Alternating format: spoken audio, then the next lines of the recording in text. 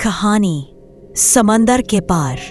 क्या आपने कभी सोचा है कि एक खूबसूरत छुट्टी आपकी जिंदगी का सबसे बड़ा दुख स्वप्न बन सकती है?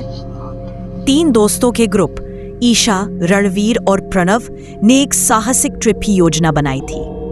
वे सभी कॉलेज फ्रेंड्स थे, अब 30 की उम्र पार कर चुके थे, करियर में सेट और लाइफ से थोड़ा थक चुके थे।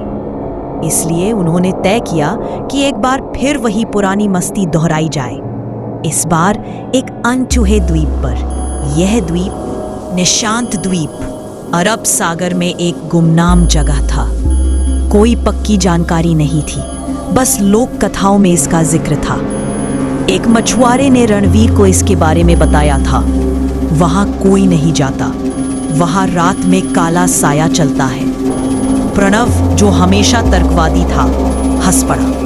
भूत प्रेत कुछ नहीं होता यार, ये सब लोगों की कहानियां हैं। ईशा, जो रोमांच की दीवानी थी, तुरंत मान गई और कुछ ही दिनों में तीनों एक छोटी नाव लेकर निकल पड़े। शाम ढलते ढलते वे द्वीप पर पहुंचे। वहां का वातावरण बेहद रहस्यमय था। चारों ओर घना जंगल, अजीब सी खामोशी और हवा में गंध सड़ी हुई मांस की। रात को उन्होंने टेंट लगाया, लेकिन तभी ईशा को किसी के चीखने की आवाज सुनाई दी। उसने बाकी दोनों को जगाया, लेकिन वहां कोई नहीं था।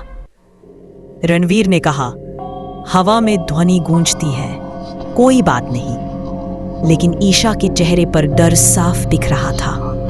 अगले दिन जंगल में घूमते हुए उन्हें पुराने खंडहर दिखे।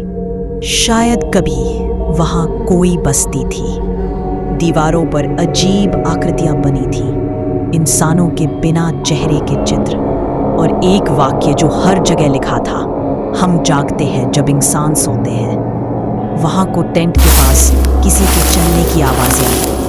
कोई नहीं था, लेकिन जमीन पर गीले पैरों के निशान थे। उसी रात ईशा को सपना आया, वो खंडहर में खड़ी है और एक काली आकृति उसे घसीट रही है। सुबह उठते ही देखा, प्रणव गायब था। उसके कपड़े वही थे, लेकिन उसका कोई निशान नहीं। रणवीर और ईशा ने पूरे द्वीप को छान मारा, लेकिन कुछ नहीं मिला। तभी रणवीर को पुराने कुएं के पास खून के धब्बे दिखे। कुएं में झांका और चीख उठा। कुएं में सिर्फ अंधेरा था, लेकिन गहराई में 2 आंखें चमक रही थी। ईशा को खंडहर में एक पुराना डायरी का टुकड़ा मिला। ये 1830 के ब्रिटिश वैज्ञानिक की थी, जिसने लिखा था, ये द्वीप इंसानों का नहीं है, यहाँ अंधकार जीता है। जो यहाँ आता है वो खुद को खो देता है और उनमें से एक बन जाता है। यह द्वीप असल में एक प्राचीन ब्लैक रिचुअल की जगह था, जहाँ बलि दी जाती थी, और बलि देने वाले धीरे धीरे उन्हीं अंधकारिक आत्माओं में बदल जाते थे। प्रणव भी शायद अब उन्हीं में से एक था। रणवीर और ईशा ने द्वीप छोड़ने की कोशिश की, लेकिन नाव में कुछ बिगड़ चुका था। रात होते ही रणवीर भी अजीब बर्ताव करने लगा। आंखें लाल, त्वचा काली, और वो बुदबुदा रहा था, मैं जाग गया हूँ, अब तेरी बारी है। ईशा समझ गई, वो द्वीप छोड़ नहीं सकती, लेकिन वो खुद को बचा सकती थी।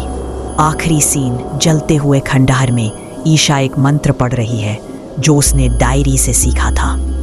अंधकार हंस रहा है, हवा गूंज रही है, लेकिन ईशा की आंखों में आग है।